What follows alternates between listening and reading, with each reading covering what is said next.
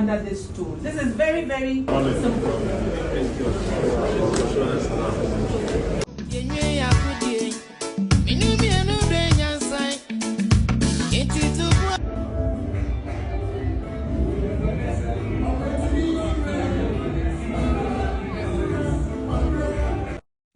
To celebrate not just a ceremony but a milestone, which is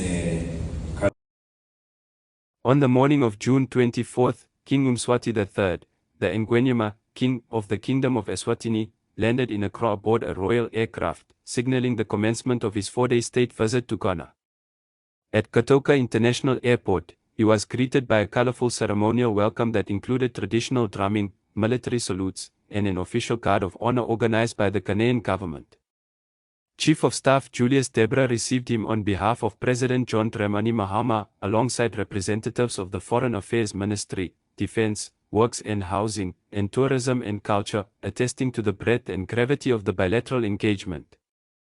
The king, dressed in traditional Eswatini attire, complete with draped cloth, beadwork, and zari-embellished sandals, projected a powerful image of cultural pride as he stepped onto Ghanaian soil.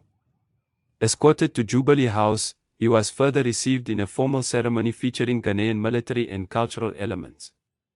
In the forecourt, President Mahama, Vice President Nona Jane Opokwejamang, and other senior ministers engaged in a cordial exchange. Both leaders addressed the press, signaling the significance of the moment. President Mahama emphasized Ghana's historical role as a champion of African unity, recalling the legacy of Kwame Nkrumah, and pledged that the MOU to be signed would deepen not only bilateral ties but also Ghana's enduring vision for continental cohesion. King Mswati echoed these sentiments, calling for the replication of the economic integration models found in Europe, such as the EU, across Africa. He highlighted that despite the groundbreaking establishment of the AFCTA, intra-African trade remains negligible. We need to double down and make Africa trade amongst ourselves, he said, underlining infrastructure development as the cornerstone of such transformation.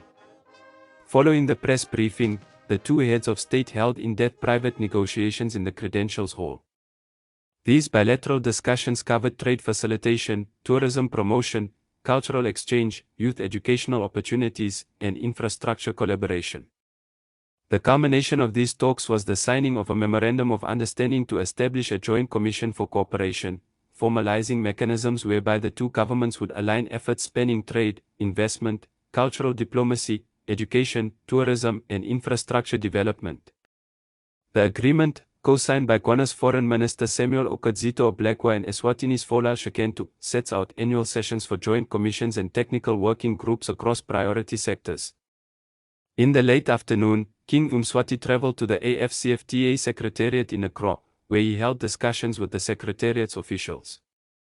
He emphasized the need for a robust Africa-to-Africa trading culture and shared his perspective on eliminating non-tariff barriers and improving cross-border logistics across the continent. He also expressed optimism that Ghana, as a leading proponent of AFCFTA, would set an example of effective implementation strategies for other nations to follow.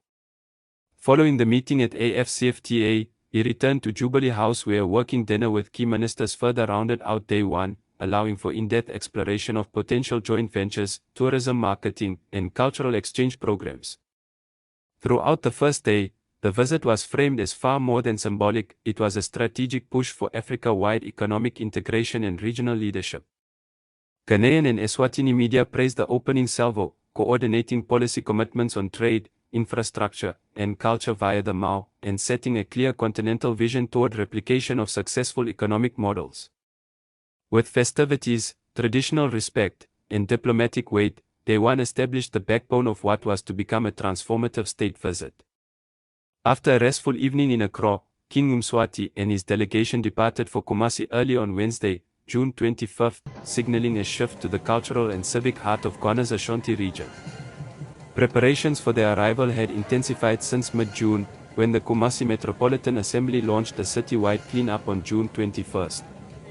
Shops were temporarily closed as city workers and volunteers scrubbed streets, cleared litter, and pruned greenery, an expression of the city's readiness to host the royal visitor and underscore Kumasi's reputation as the Garden City.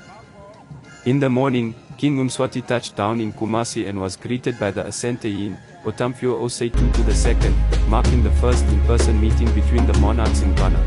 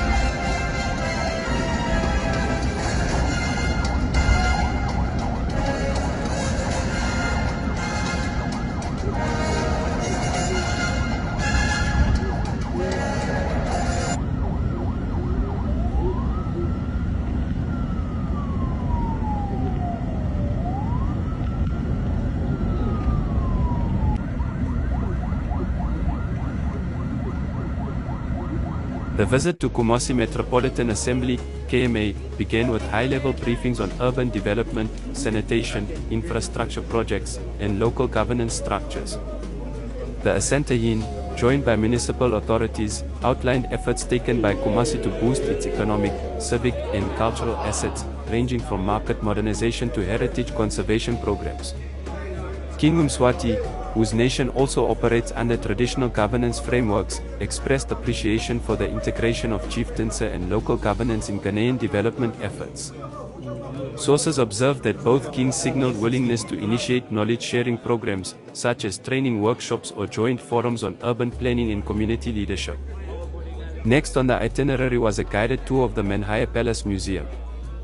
For centuries the spiritual and administrative seat of the Ashanti Kingdom, the Palace Museum houses regalia, golden stools, historical artifacts, and educational exhibits chronicling the Ashanti people's storied legacy. King Mswati was shown symbolic items like the golden stool, a central emblem of the Ashanti encompassed by the belief in spiritual continuity, eliciting deep mutual respect between two monarchs deeply rooted in tradition. Later in the afternoon, King Mswati III addressed the National House of Chiefs, the formal council of Ghanaian traditional rulers. In his speech, he emphasized the critical role traditional authority plays in land tenure, community cohesion, conflict resolution, and social infrastructure. He argued that modern African development frameworks must incorporate indigenous governance institutions, echoing Ghana's Minister for Chieftaincy Affairs, Ahmed Ibrahim's advocacy that 80% of Ghana's land is held under customary tenure. He also noted that traditional leaders in Eswatini and Ghana were increasingly participating in environmental stewardship, educational outreach, and healthcare mobilization. Analysts saw this speech as a strategic pivot. King Mswati was not merely invoking cultural heritage, but positioning traditional governance as a complementary pillar to modern state building. The day concluded with a private royal luncheon hosted by Otamfio Osei II at Menhire Palace. Senior chiefs, local government officials, business leaders, and cultural ambassadors attended. There, both monarchs discussed potential student exchanges, cross-community tourism projects, and cultural preservation initiatives, all seen as tactical follow-ups to the Mao instrument signed in Accra. The lunchtime atmosphere was both celebratory and forward-looking, with promises to explore agricultural value chain cooperation, especially in yam, cocoa, and livestock areas, and possible collaborations between Ashanti and Swazi youth-oriented entrepreneurial platforms. Day 2 was deliberately curated to highlight not just historic traditions, but living cultures actively shaping policy and development. King Mswati's speeches and engagement with Ghanaian chiefs reflected a vision where traditional governance complements modern bureaucracy, both in Ghana and Eswatini. It also cemented tangible plans, such as discussions on student exchange frameworks and joint civic campaigns, shaping the visit as one with cultural gravitas and developmental precision. Day 3, officially Friday, June 27, stood at the heart of King Mswati's visit, a day dedicated to ceremonial showmanship, cultural exchanges, and reaffirming the bonds between Eswatini and Ghana.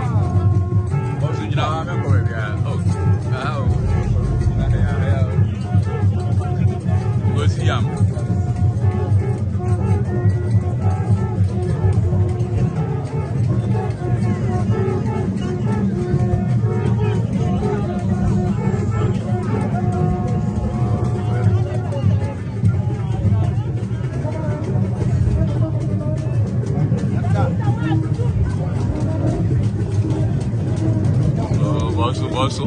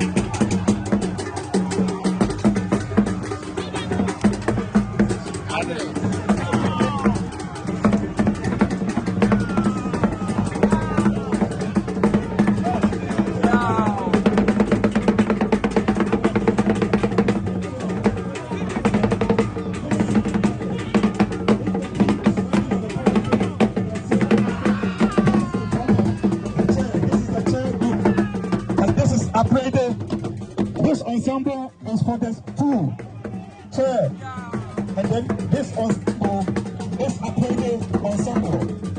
And then the show.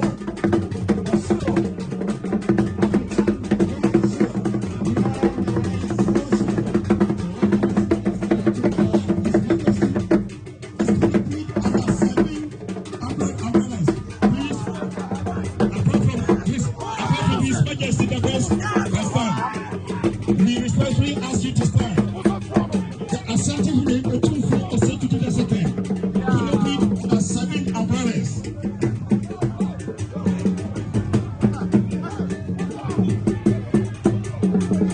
And he's wearing sumptuous gold ornaments from the head to toe with the frozen floor.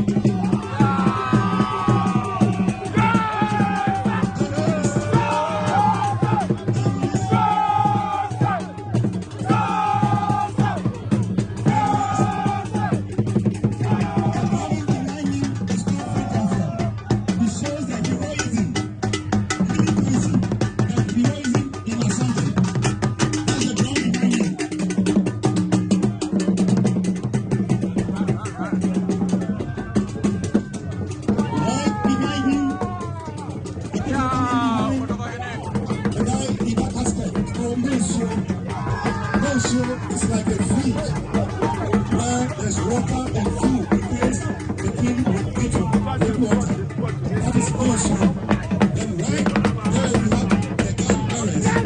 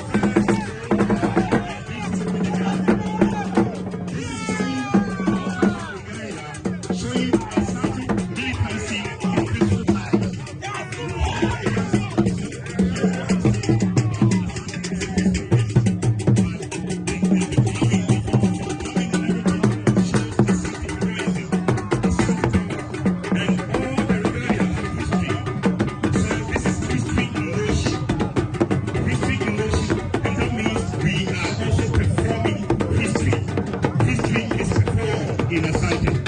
And the king being played in the currency, the man playing the king, the raw bubble tea. This particular palanquin is called Kumasi. Kumasi is the one he uses for celebrating occasions. When we have funeral, there's another palanquin called the leopard. We will use the leopard palanquin. And then there's another palanquin that is seen to only once. It's called a patankro.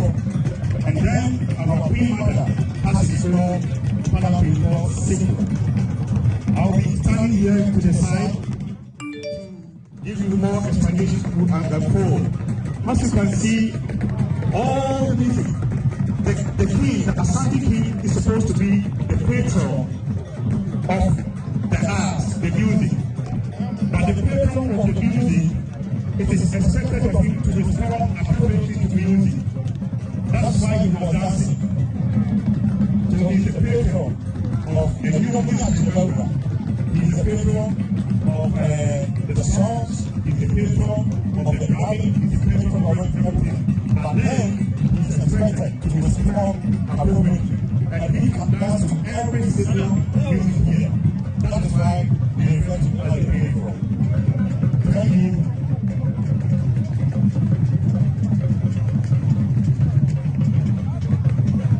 Thank you so much. Professor Alambine, we thank you so much. Thank you for the education.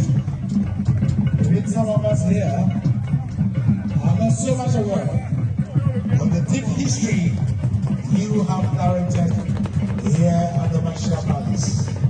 However, you are a professor. We thank you for the deep history. It goes a long way to remind us of our ancestors.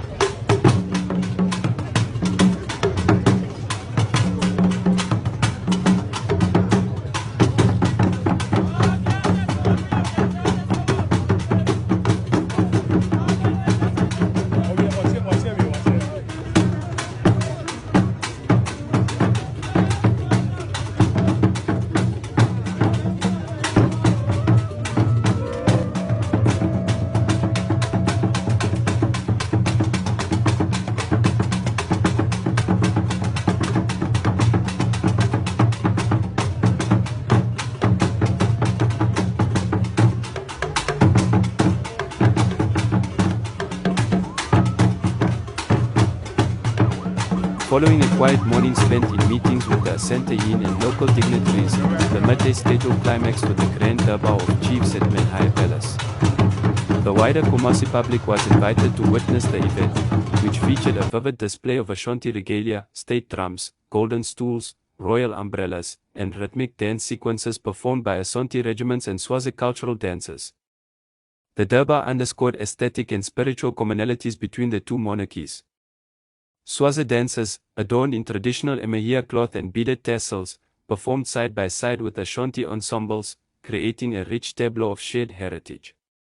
Amid speeches by chiefs, including Otamfio Osei II and senior advisors, King Mswati addressed the gathering.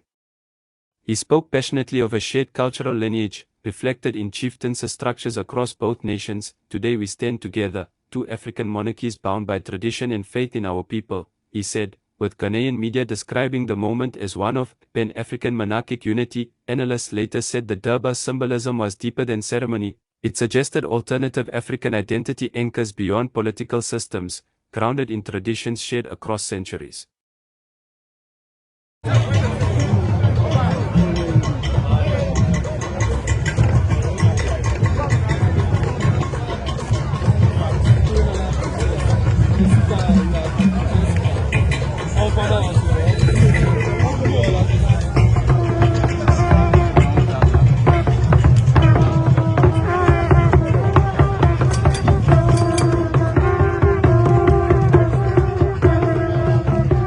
Ladies and gentlemen, at this point,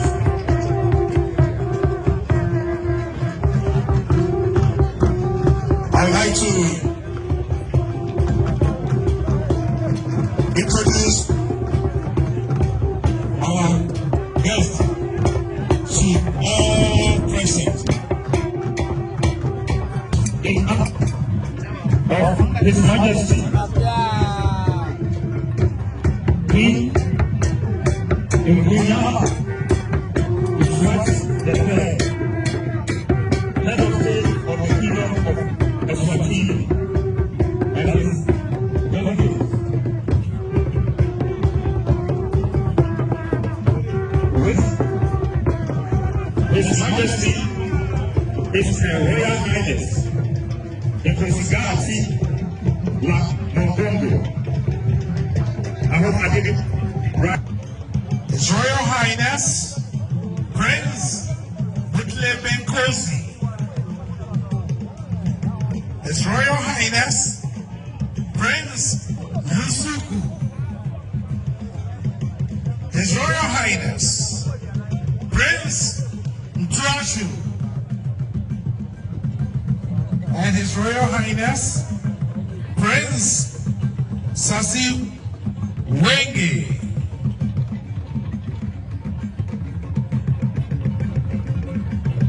We thank you so much, and I now move to the princess. Head of the Adoptive Division, the head of the Adoptive Division is on his way.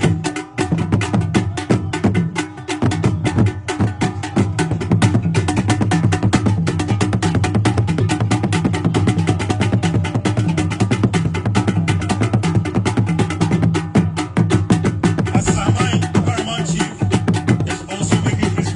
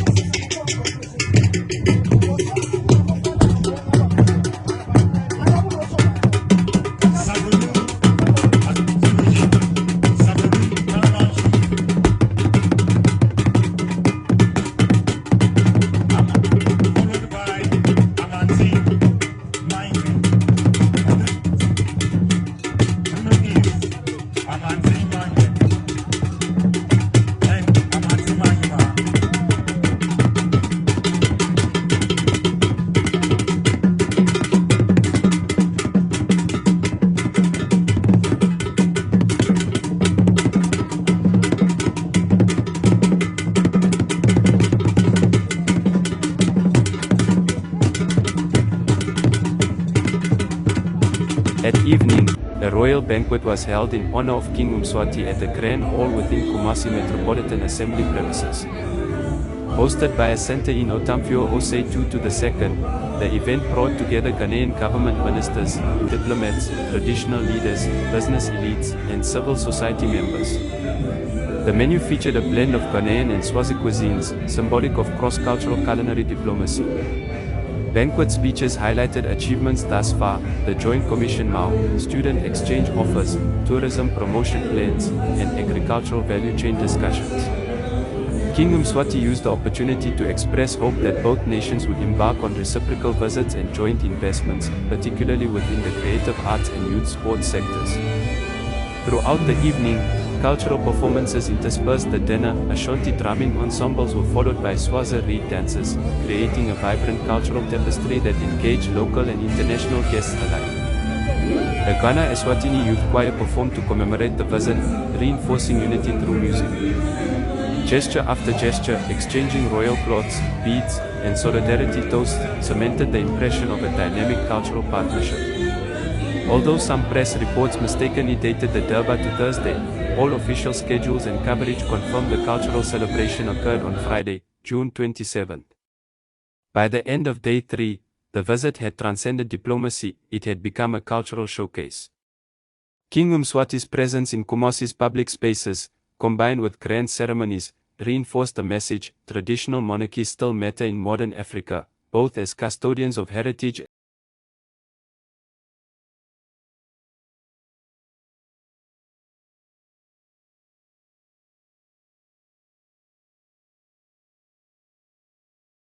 King Mswati joined a center in Otamfio Osei II at the Kwame Nkrumah University of Science and Technology, NUST, in Kumasi for a joint ceremony attended by university leadership, students, faculty, and municipal officials. Culmination of years of dedication, perseverance, and intellectual development, as education is the cornerstone of everything. We extend our heartfelt congratulations to each and every one of you who have navigated the rigors of your academic journey with resilience and determination.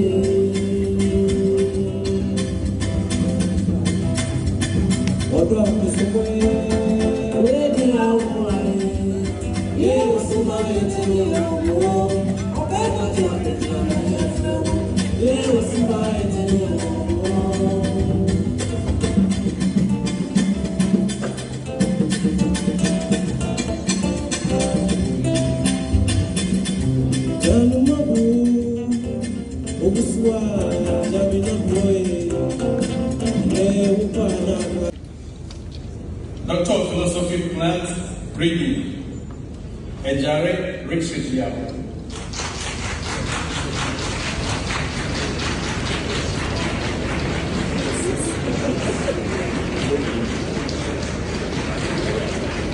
Under this tool. This is very, very simple.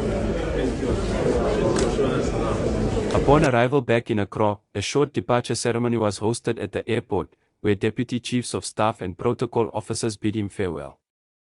The royal entourage departed in the late afternoon of June 28, concluding a state visit that blended ceremonial grandeur, high-level diplomacy, and practical partnerships. Ghanaian media characterized the visit as a historic paradigm shift, praising its successful interweaving of tradition and modernization, anchored in monarchic diplomacy yet directed toward real education, trade, and youth development.